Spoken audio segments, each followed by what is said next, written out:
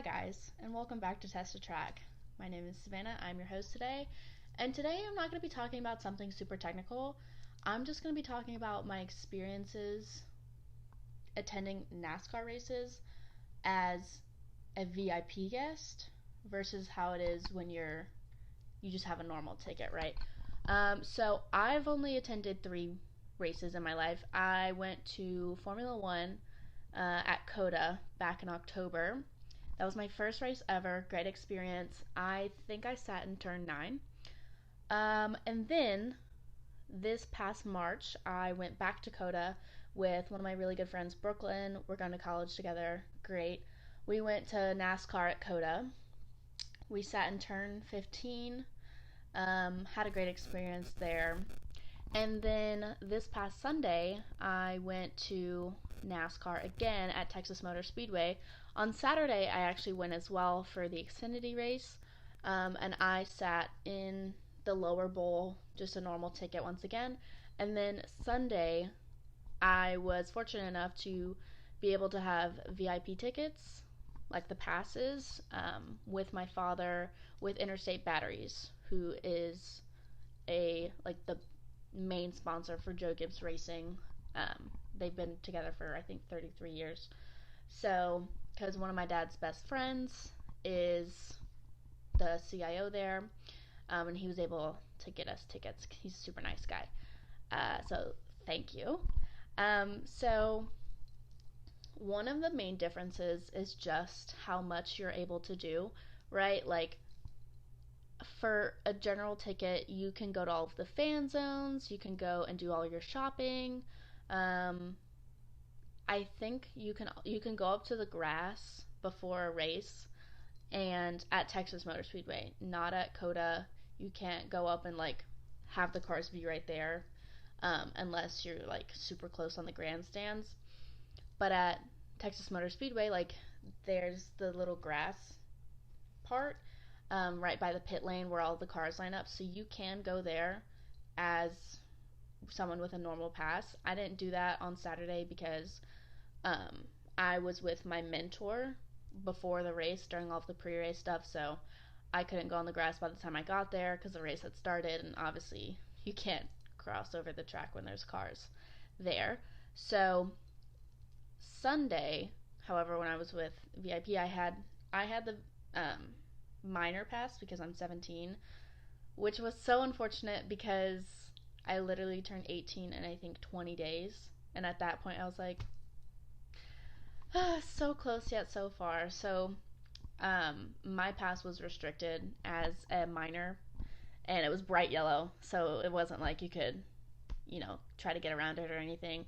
But basically, I was able to go into all of the VIP areas before the race. So I was allowed to go into the garages, and I was able to go onto the pit lane. I was able to go where all of the pit boxes are, do all of that kind of stuff, up until race start. Once the cars were about to start their engines, I had to go back up to the condo, because I wasn't old enough. So my dad, however, obviously he's not a minor, so he got to be in the pit box during the race, which was super cool.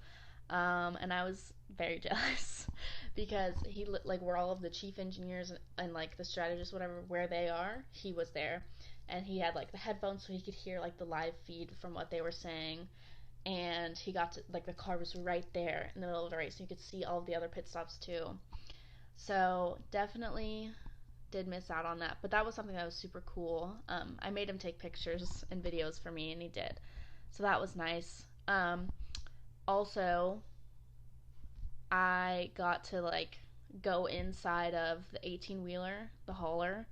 I went inside of Ty Gibbs because Interstate Batteries was his main sponsor for that weekend, so he had the Interstate Batteries livery. I don't know if they call it a livery in NASCAR. I don't know if that's a Formula One term, but the exterior of the car was Interstate Batteries, like this one, my Ty Gibbs Xfinity car. Love that thing. It's signed also.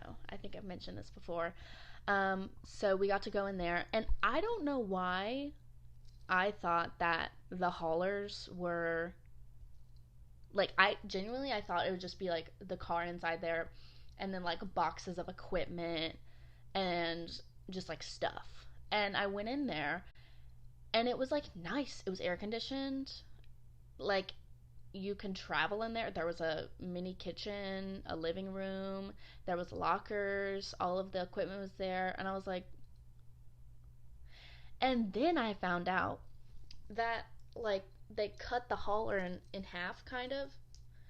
So it's kind of low ceilinged because the top part they keep two cars in there. Two cars. You have your main race car and you have a spare. I'm like, there's a car over my head right now. What? That was crazy to me. So like they do have the car in there, but there's also like room for people and like it's really nice. You know, they air condition it, there's lighting, everything's well furnished, and I was just like, okay. And then like part of it props out on the outside to be like a shade. And so Ty Gibbs, one of his main sponsors is Monster, and the Monster Girls, they had them there. They were there, and I was like, I never thought I'd see them in real life because I honestly like I am amazed that they like have them. I'm like, no one else is doing this, but they still do. And I was like, okay, they were very nice girls. They were very nice. They're like, oh, do you want a Monster? And I was like, I already had a Red Bull today. Sorry, I felt kind of bad about that. I was like, I already had caffeine today. I don't want to. I don't want to die. I don't want to like, caffeine overdose because everyone already tells me they're like, you drink too much energy drinks, you're gonna have a heart condition. Joke's on you. I was born with one and it healed up on its own because I'm a boss like that. Yeah, I had a hole in my heart when I was a kid and it was too small for them to close it, and then it sealed up by the time I was 9. So I'm gonna say that I have a superpower by that. Anyways, what am I talking about? So yeah, and then I didn't really go much into the actual garages because you have the haulers and you have like the garages where they have a lot of their, you know, like fixing equipment, like what their mechanics use. I didn't really go in there that much, but I did see it, and that was cool, and it was nice and shady. I just felt so cool when I was in there. I was like, oh my gosh, like me with my cute outfit and my shoes, like walking around like I'm so, I don't know, like important. I mean, obviously, I'm really not, but it was fun. So, um, yeah, that was probably some of the best experiences ever. Because I remember when Brooklyn and I were at Coda for NASCAR, we've become good friends, or at least she's become really good friends with the security guard. Her name is, I believe, Kathy, and she always works the gate to the paddock at Coda. And so for both days that we were there, we just come say hi to her and just like kind of stand outside the gate, see if we could see anyone that was cool, and talk to her and just kind of use it as like a rest stop because I don't know if you've ever walked around Coda. It is so unbelievably hilly. Like the elevation changes is crazy. And then you think about having to drive that at 100 something miles an hour. No. I'd bin it immediately. I'd get to the top of the hill and see it go down and be like, I'm done. Bye. I mean, if you watched the truck race at Coda, that's kind of what happened. They kept on crashing into each other. Um, so yeah, that was interesting. And that's another thing is I remember at Coda and day one of NASCAR at Texas Motor Speedway when I was with one of my best friends, Lauren. There is something about seeing the people on the golf carts with their VIP passes that truly just makes me so unbelievably jealous. I always saw them and I was like, that's what I want to be. That's who I need to be. Okay, I want my passes. I want to be able to go on the golf cart and not have to walk around everywhere, wear my cute outfit, look cool. Like, I wanted to be the people on the golf carts because if they're on the golf carts, that means they are doing something right. And it was such a surreal experience to them become the person on the golf cart because Sunday I was in the golf cart. Was I driving it? No, I was not driving it. Obviously, because if you know me, you know that I don't really like driving, and it took me, I didn't get my license until November. So I had been 17 for several months at that point. I think 6 months. Yeah, didn't get my license until then. Moving on. So I was not the person driving the golf cart. Some of the interstate batteries people were driving. So, but I just felt so cool. I was like, I have a pass now. I'm the person with the really cute outfit, sitting on the golf cart, being driven around the track, not even having to stop or like be worried that I'm gonna be stopped. Cause like I have this NASCAR pass around my neck. Cause I'm cool like that. Okay, if y'all ever get the experience or get the opportunity to do anything like this, doesn't even matter what racing series it is. If you ever have the opportunity to do something like this, take the opportunity. Take the opportunity. It was the coolest thing I've ever done in my entire life, and I absolutely loved it. I'm literally writing thank you notes to everyone that was responsible for me going because that was one of the most awesome things I've ever done. I don't know if I'll ever get over it. I don't know if it'll ever happen to me again. Fingers crossed, right? Loved it. Being on that golf cart, it was just like such a iconic thing to me. Like being the golf cart people to me in my mind is like I'm official, I mean business. I'm on the golf cart, you know. I have the pass. I'm going to all these backstage things cuz I never got to do that, right? So, just being able to do that was such like a wow. Like that was so I just loved it. I couldn't get over it. Um so yeah. Yeah. Uh that was cool. Um Also, walking down pit lane at NASCAR was another surreal thing for me because if you know what I want to do, I want to be a motorsports engineer. I don't even care what series. I just want to do it. That's just my passion in life. Like motorsports is it's like my favorite thing ever. And I only found it 3 years ago. Like I haven't even been in it for a long time, but I've never found something that made me feel so excited consistently. And like even if it was a more boring race, like I still had a lot of fun, and just being in that environment has always just felt so motivating to me. Like I was talking with my friend Brooklyn a couple weeks ago after NASCAR, and it's just something about being in that environment that is so motivating. And after I got back on Sunday, like I have never felt more empowered and like ready to start my dreams and work hard to make it happen because there's nothing else I want to do. Like, obviously, working in the motorsports industry is really time consuming and you don't really have much of a, depending on what your schedule is, obviously, but a lot of people, like, that is your life because you're traveling with the same people 40 weekends out of the year and you're going this, that, everywhere and the other.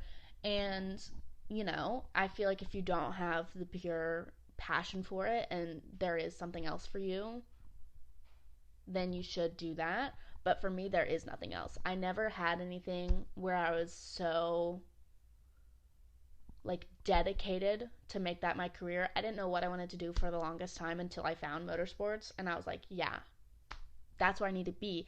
And just having that experience and being able to see all of the backstage parts that you can only really see in videos, or that I was only able to see in videos and pictures, I was just like, wow, this is exactly what I want, right? And my mentor, he works in Toyota racing, and I saw him on Saturday, and he has been really great. And he has taken whoever I'm with, like Brooklyn at Coda and Lauren at Texas Motor Speedway, and he's taken us on like the golf carts. And so that was like at Coda was my first golf cart experience, and he took us into the infield and like around where all of the turns are, and got to see all of this cool stuff that you can't see as like a regular fan unless you have someone on the inside. And that was another thing that really just solidified why I wanted to work in motorsports, because it was just such a beautiful thing being so close to the track and seeing all these cool things, and being where the photographers take pictures by the Coda Tower, or being by where you can see all of the steep banking at Texas Motor Speedway. Didn't realize it was that steep until I was right there. And he just tells us all the greatest stories. And I saw him again on Sunday when I was in the garage, and I saw him talking to some of his coworkers that I had met the day prior. And his coworkers saw me first, and they're like, "Oh, hey, Savannah," and I was like, "Hi, it's so nice to see you again," because I was with my father, and so I wanted to introduce my mentor to my father, and vice versa, because obviously both important people, they should know each other. Um, and just seeing him in the garage and like me also being in the garage, I was like, this is so cool. This is what he does. Like, he's here every weekend going and doing all of these cool things, and he's just casually talking to all these other people in the garage because those are his coworkers and this is their life, you know? And so just having that experience and being able to see that if I make it and if I am successful in what I want to do, that could be my life. And there was nothing more affirming than that. Like, I was so,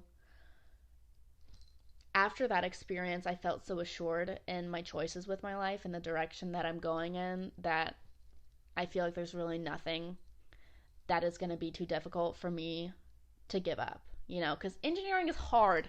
I'm scared, right? It's going to be hard, but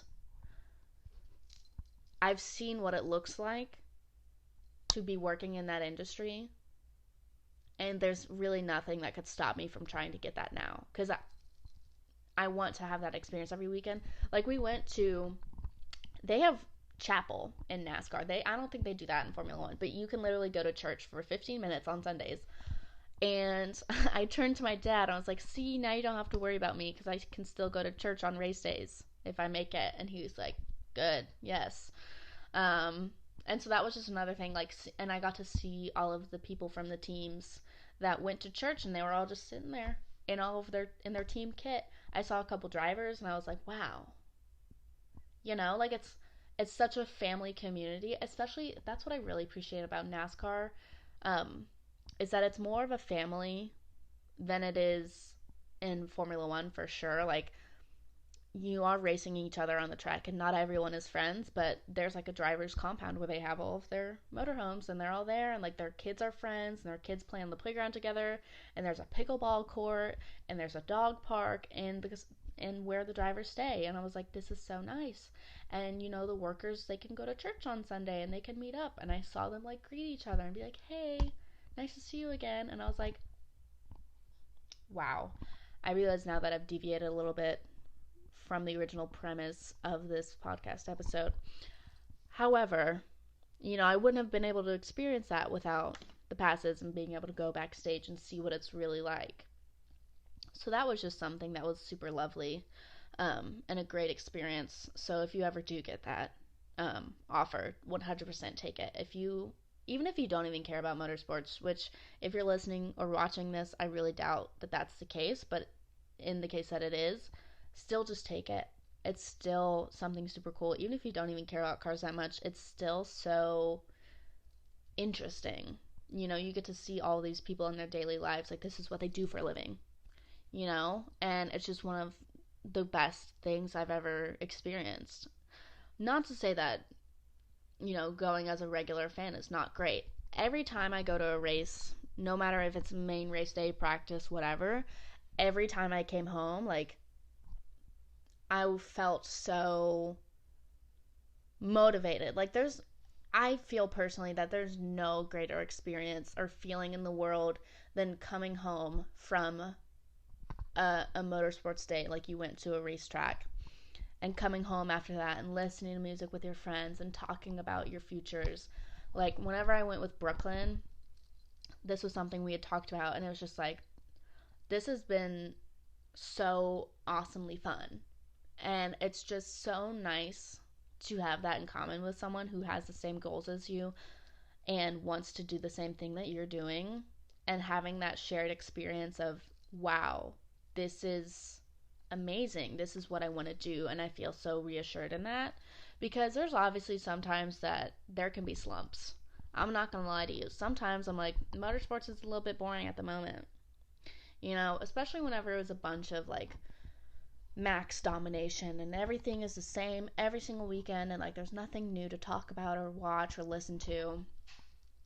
But going to the racetrack and going to a race, doesn't matter what ticket you get, you're having a great experience. You still get to see the cars go around the track or the motorcycles or whatever it is, and you still get to that adrenaline rush, because I'm like euphoric every time I come home from a racetrack. Like I don't even know, like I think that's the perfect word for it. Like it's just kind of bliss, that coming home from that, and going to dinner afterwards and talking about the events of the day and being ready for tomorrow.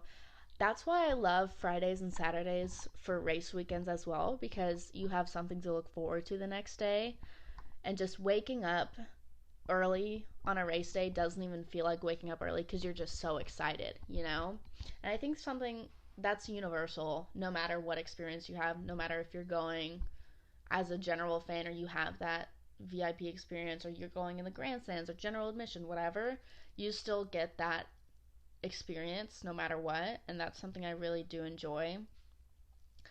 But obviously, if you're able to go into the condos at Lone Star, or the Lone Star condos, and see the entire track all at once and go up on the roof and watch it, that is just something that was truly amazing. And I don't think I'll ever be able to forget that. And also, the people there are so nice to you. They're so nice to you when you have like the pass and like you're staying with them, because they're all, when I was with Interstate Batteries, all of the people that you're with are Interstate Batteries except for me and my dad, because obviously we came with his best friend who is with Interstate Batteries, and so everyone else was like, they kind of knew each other for the most part, and like it was all Interstate Batteries people. And that was also like a family within itself. Like everyone knew each other, and you got to meet everyone, and everyone was so kind, and they were just so happy that you were there, because how can you not be happy at a motorsports event? No matter how your team turns out, like you're just so happy to be there because it's a great experience and everyone's having fun. And your feet might hurt because I chose to wear wedges. Yeah, by the time it was race start, I was really hurting. However, fit was fire. I'm not gonna lie, fit looked absolutely awesome. Got great pictures from it. And it was just a great experience. And I got to meet 3 of the Joe Gibbs racing drivers. All lovely people. Christopher Bell, he is my number 1 in NASCAR. Close second, Ty Gibbs. I didn't really follow Ty Gibbs until last weekend, but he was just so lovely. He was so kind. And I also met Joe Gibbs himself. Lovely man. Great storyteller. He told us all about how he started working with Norman, who's, Interstate Batteries, and just telling us about everything. And he was just a jokester, telling us about, because, when you're in Dallas, Cowboys fans, and he used to be a NFL coach, right? So he was like, all y'all Cowboys fans, keep on telling me, yada, yada, yada. It was so funny. But we met Ty Gibbs, and he was just super nice. And, obviously part of their job is hospitality, and so, like, they kind of have to talk to you. But, it just felt like they were excited to talk to you. Maybe not excited, but, like, they were happy to do it, which is something I do truly appreciate in comparison to Formula One, because a lot of the times, like, the drivers, obviously they get mobbed by fans, so it's understandable, but they're usually not, like, super excited to talk to everyone, or, like, they're not going to stop and have a conversation with you. So, but then again, that is a different experience when you're a general admission fan, or you have a ticket in the grandstands versus you're with a hospitality group, because the hospitality group, they're paying the teams a lot of money, and so the drivers kind of have to be nice to you. So I don't know how that experience is with Formula One. I've never had the VIP experience with Formula One, only NASCAR. But the drivers were super sweet. And even when I met Christopher Bell, because I met him at COTA as well when I was a general fan, He was sweet as can be. All right. He was so nice. There was a long line of us waiting for him to sign our stuff. And I, like a dummy, didn't have anything for him to sign. So I then was like, you know what? I bought this red purse off of Amazon. Do I care if it gets Sharpie on it? No, I don't. So I was like, will you sign my purse? And he was like, are you sure? Like, this looks like a nice purse. I was like, no, like, I want people to sign it. You know, it's going to be my race day bag. And he's like, okay. And then he signed my bag. And then there was a malfunction with my phone. Like, it glitched out, and then Brooklyn's was dead. And so I was like, oh my gosh. Like, she's like, I can't take a picture. And I, like, had to turn it off and turn it back on again.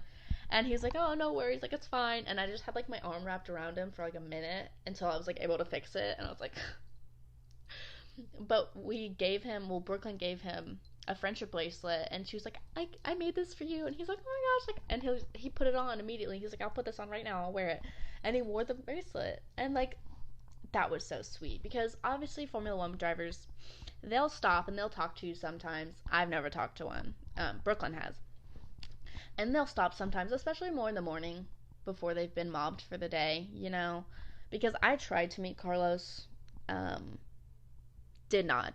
Because he got swarmed by people at his hotel, and I felt bad, and I was like, no, I'm not doing that. Because you could tell he was annoyed. But in the morning time, they're usually, you know, it's the beginning of the day, it's a new day, more willing and more happy to talk to people. Unless they've had a really great race day. Then in that case, they might be more happy in the evening time. But they usually don't stop as long, and they don't, you know, it's just like usually just like a quick selfie. They don't, like, they just keep on walking. But, like, with the NASCAR drivers, my experience has always been, like, they fully stop, they talk to you, you know, they'll sign your hat, they'll sign whatever, they're like, yes, like, I'll talk to you, and they're just super sweet, and that's something I really more, like, appreciate, which I don't know if that's just, like, because there's more of them, and, you know, they're not an international, really, sport, so there's not less fans per se, but there's, like, not less fans at the race. It was still super busy, but, you know, they're not being constantly swarmed when they're in public, so then they're more willing to stop and talk to people. But regardless, so, you know, VIP or general, NASCAR drivers are super friendly and willing to talk to you and sign your stuff. So, because I got my bag signed, I was just a regular person, and then got my hat signed the first couple minutes I was at NASCAR on Sunday, and then got my hat signed when we did our hospitality tours as well on Sunday. So that's something I didn't get into NASCAR until like a month ago. Not a lot until a month ago, and now I'm super into it. Now I'm like, yes, this is what I love. This is great. Because I love both. You know, I love all kinds of motorsports. It's all super fun and interesting. But I just love the friendliness of NASCAR, you know, and the fact that it just feels more welcoming at times. Like, I love Formula One. Love it, right? That's what I first got into. But sometimes it's less welcoming, which is okay. You know, obviously these people are global celebrities. They're literally global celebrities. I mean, Dale Earnhardt obviously was a global celebrity, but, like,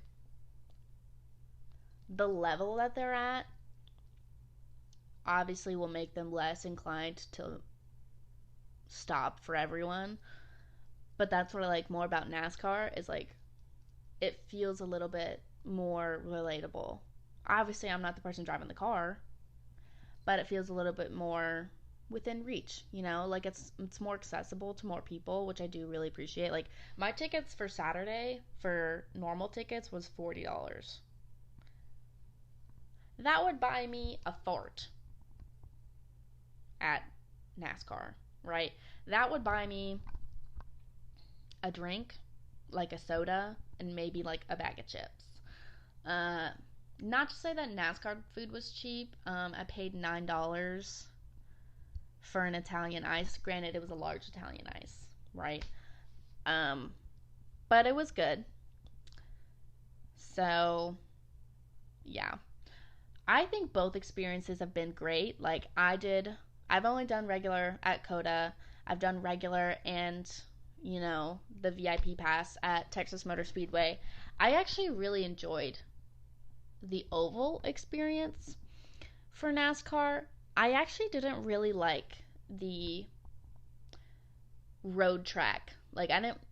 Coda was super fun regardless, and obviously Coda's beautiful, but for NASCAR, because the cars are not as fast as Formula One cars, it takes kind of a while for them to get back. And so you also just couldn't see a lot of the race from turn 15, which is where I was, and that was just kind of not my favorite. But at Texas Motor Speedway, because it's an oval, you can see a lot of the track. It's like from most seats, you can see the majority of the track, which I really did like. So when people are like, "Oh, all he do is turn left," I'm like, no. Well, I mean, yeah, in a sense, but like, for those kinds of cars, it's a lot better, and I think it's far more interesting. And also, I don't know if y'all watched the Texas Motor Speedway race for the NASCAR Cup. They were crashing left and right.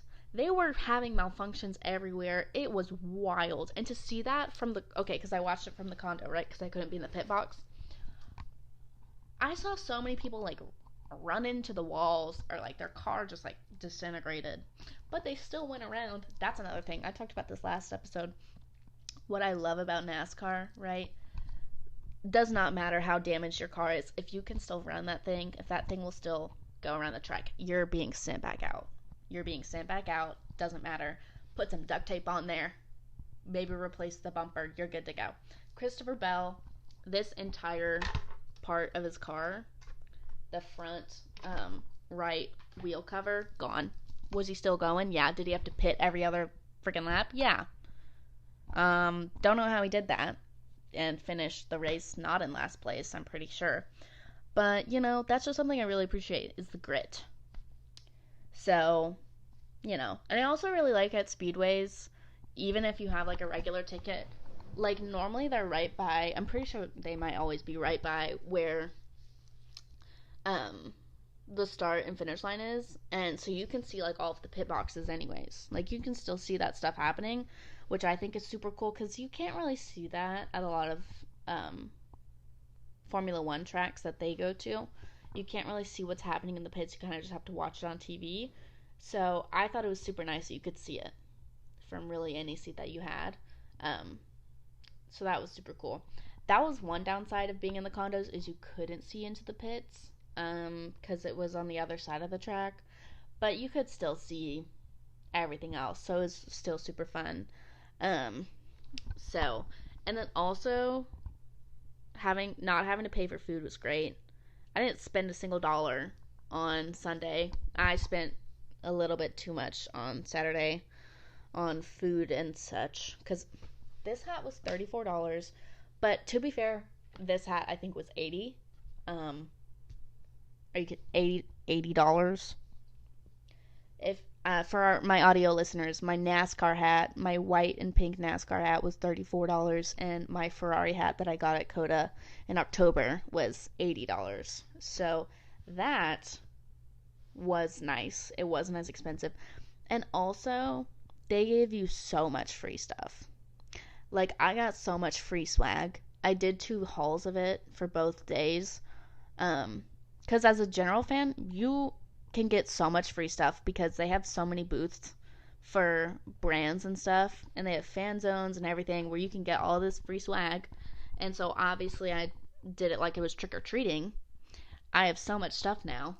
I think I got 4 koozies, which is good because I was running out of koozies. I don't know where they've been disappearing to, but I got a lot of koozies, got a lot of hand sanitizer, various trinkets. And if you know me, you know I love trinkets, okay? I love things to put my trinkets in. I love acquiring the trinkets. I love displaying my trinkets. I love trinkets. So that was something that was nice, especially about NASCAR, because I didn't have that experience at Formula One. Like, I didn't get a bunch of free stuff. I don't know if that was just because I only went on Sunday. But I just don't think that they do it that much. And according to Brooklyn, she said that MotoGP, there really wasn't any free swag. But NASCAR knows how to do free swag, okay? I had like 3 bags of swag. I have so many hats. I didn't get any of these hats for free, but I got an O'Reilly hat for free, and I got an Interstate Batteries hat for free. And everyone's just super friendly, which I really did appreciate. Like, everyone's happy that you're there. Doesn't matter if you're, you know, VIP or not, they're not going to treat you differently based off of that. Like, they're just happy that you're there, and they're going to give you free stuff. You might have to fill out a survey.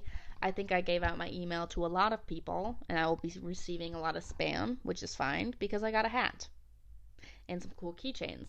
I love keychains. I love them. I have a Ty Gibbs keychain on my keys right now, and an O'Reilly wrench because it was cute and I wanted it.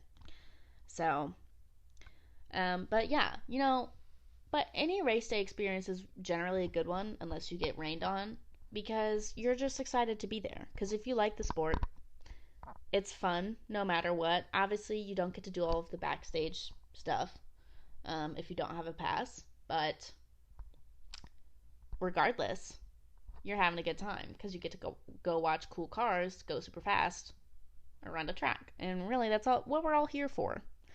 Um, so yeah, but I will say I don't know if anything will ever beat the experience I had on Sunday. That was just literally so awesome.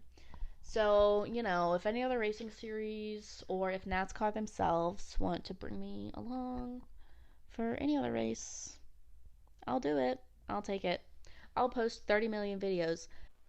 But anyways, I had a great experience both times I've been to a NASCAR race, either experience. So it was great, and if you ever have a chance to go to a race either way, I would take it. And yeah, so hope you all are doing fabulous. Hope you feel fabulous, and toodaloo.